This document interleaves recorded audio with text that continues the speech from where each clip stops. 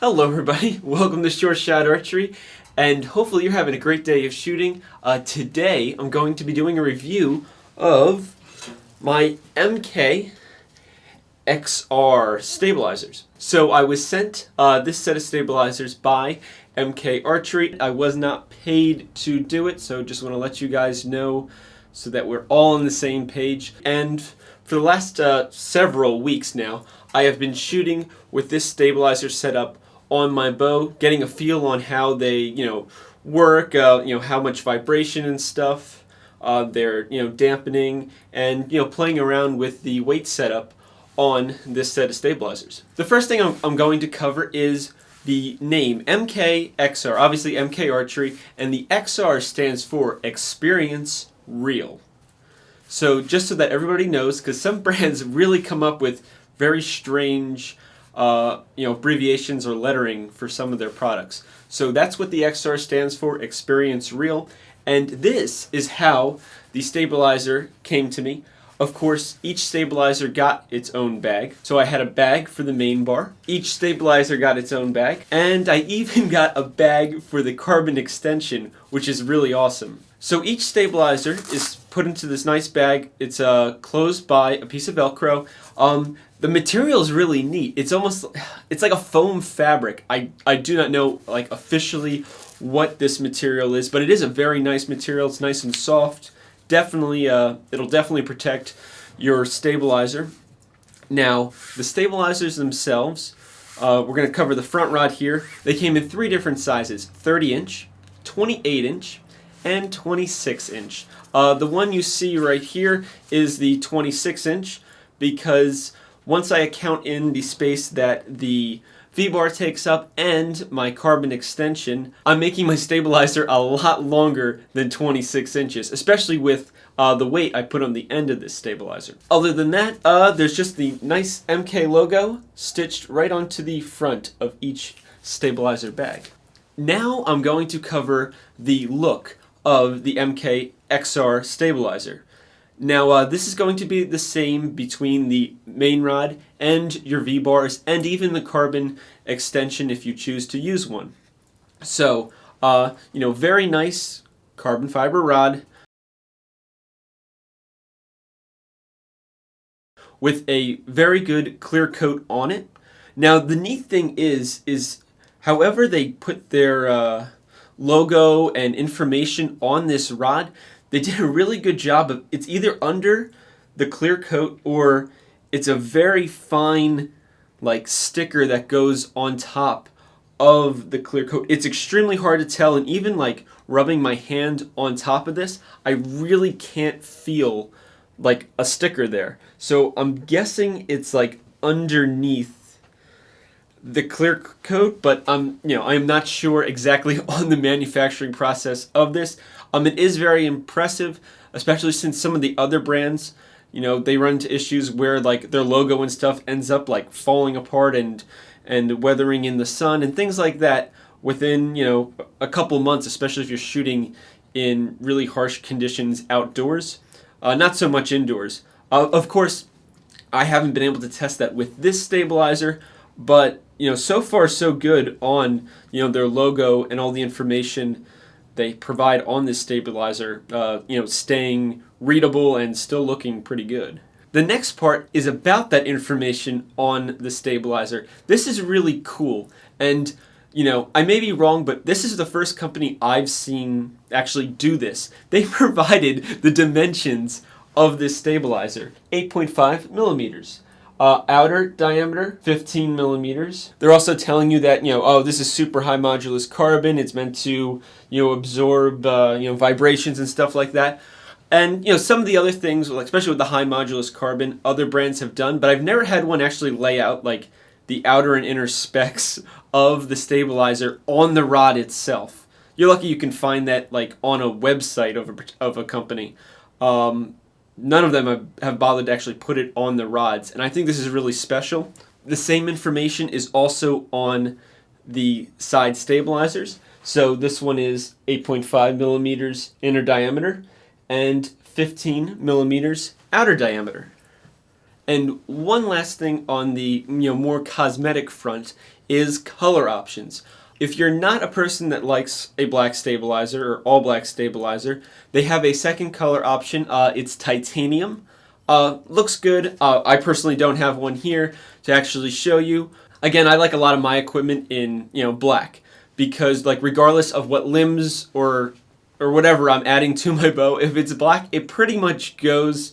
Of course, maybe you don't want an all black bow, but at least you have some options when picking a stabilizer color. Yes, it's only two, but I think that's pretty good because then somebody with maybe a white bow, maybe the titanium would be a nice look on that. Or if you have the white bow, you can go for like the panda look where you could have half the equipment white, half the equipment black, and that'll be a really cool mix of equipment. But again, it is your equipment, so it is up to you.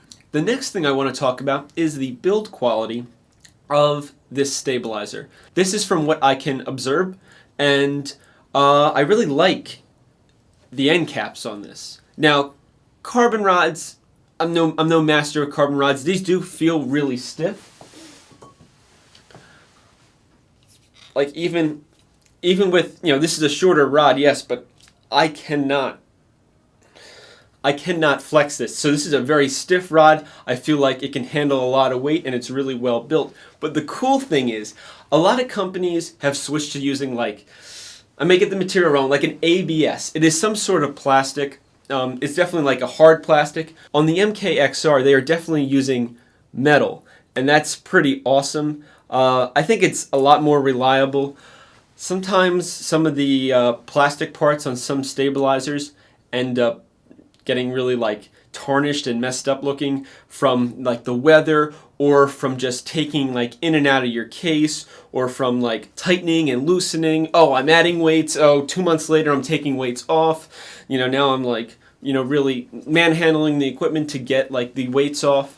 So I feel like the metal will hold up better, and at the same point in time it's going to hold its shape better. You don't have to worry about putting too much weight on and causing it to warp or something like that. So I really like that. It's a really nice touch. So metal end caps on both ends, and then of course you have the carbon rod. And the carbon rod must be pretty thick because the inner diameter is 8.5, but the outer diameter is 15 millimeters. So all that space in between is all solid carbon or high modulus carbon.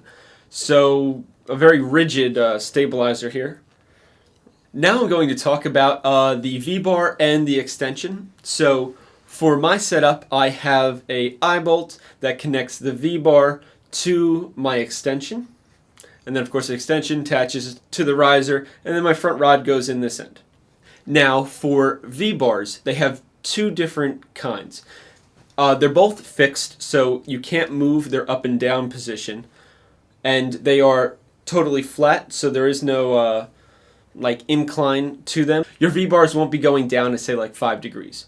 The only thing you can change is, depending on which one you buy, you can either get the 40 degree, like I have here, or there is a 45. Let me illustrate the 40 degree on my bow so you can get an idea. So here is a closer look at the 40 degree V-bar.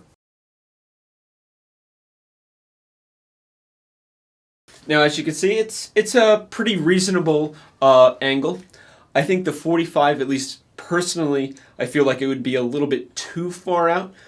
But if you have shorter side stabilizers on your V-bar, then you probably don't have to worry. But if you're somebody that runs 12-inch sidebars, then you probably don't want a 45. You probably want to stick with the 40 degree. As a note, the side stabilizers on this particular setup are 11 inches. They also make them in 14 inches, 12 inches, 11 like I said, and 10 inches. The next topic I'm covering on this stabilizer are the weights. Now the weights are kind of neat. So let me take this one off. This is 3 weights in one. So you have 3 different options. So you can either get your weights in a set of 3, 1, or 2. And then from there, you just add them to each other to build out your weights to the size you want. So this is a solid 3 weight with the screw part already built into the weight. So you don't have to worry about playing around with screw sizes and having your screws stick out from the end of your weight system. So that's really nice. It makes it look a lot cleaner.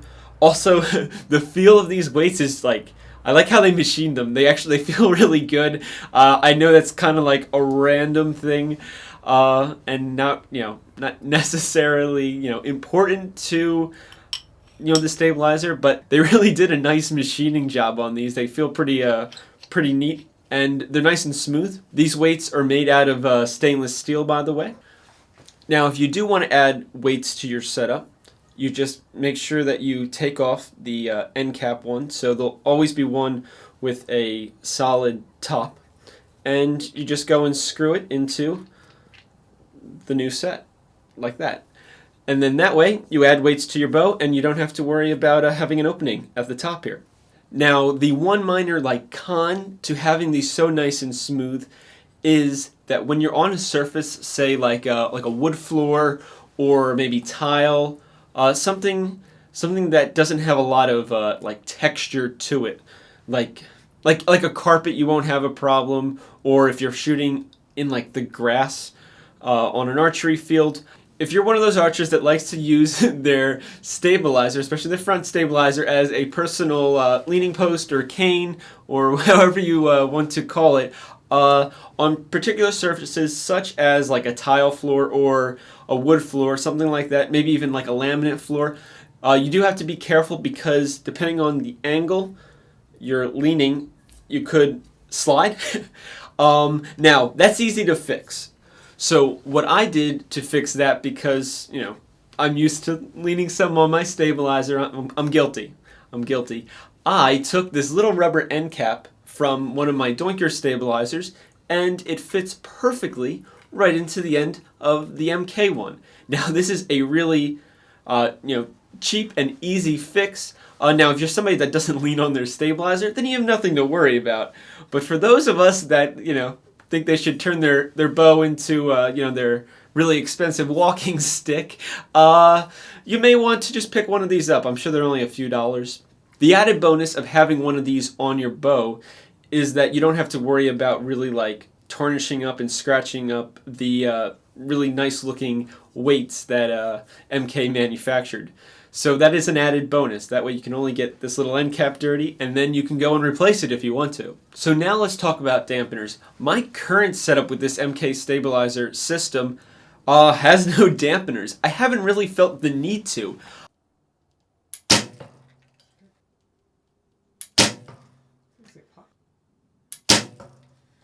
For some reason, these stabilizers really do a good job at minimizing the vibrations coming out of your bow. So I haven't bothered putting any on, because by actually putting these stabilizers on my bow, it actually seemed to be as quiet, if not quieter, than some of the other stabilizers I've used on my bow. So that's been a really neat additional bonus, because they did not ship with any kind of dampeners. It was just the rod and some weights. So for those of you out there that want to have dampening on this stabilizer rod, I would suggest probably using like a Doinker A-bomb. I was looking at some of the clips of some of the international shooters, and I know at some point Kim Woo-jin was shooting, and I think he might have shot this stabilizer for the entire year. He did have what looked like a Doinker A-bomb on his stabilizer. I know I have some Doinker A-bombs inside my house, and they do fit into this stabilizer quite nicely. So you do have that option to go and add your own dampeners, and for the most part the parts should match. Just make sure that you have the right screw sizes and stuff and adapters, so that just in case you have a large thread Doinker A-bomb, you can bring it down a thread size or up a thread size if you have a smaller threaded dampener from another stabilizer. So now let me finish up this review. The last thing I want to point out is the holes in the extension here. There is no holes in the side rods or the front stabilizer rod. I think that's okay. The nice thing about having a hole in the front extension here is that I have a tendency of over-tightening some of the equipment, and then when I need to take it off, especially if I'm traveling somewhere, it's pretty much next to impossible. And if the hole doesn't go all the way through, it's hard to stick like an Allen key or something in there and give yourself enough leverage to really loosen up that piece of equipment. And I really don't want to break out a pair of pliers to put on a nice stabilizer. That's you're gonna mess up the paint job and everything on it, and it's not gonna look as nice as it did. So that's one bonus. Now, the only little thing is that sometimes the screws do go too far. On this bottom one, it pretty much goes all the way through, so it is a bit harder to stick like an Allen key in there. But the hole is pretty deep, so you still can get an Allen key to fit without really like beating up the hole that MK put in there for like loosening and tightening this extension. Other than that, I really like this stabilizer. I'm quite happy with it. Again, I've been using it for several weeks now, and I feel like I've had a really good experience with it. Some of these little things that I pointed out are like a personal preference. Just for me. Other people probably don't find it important at all.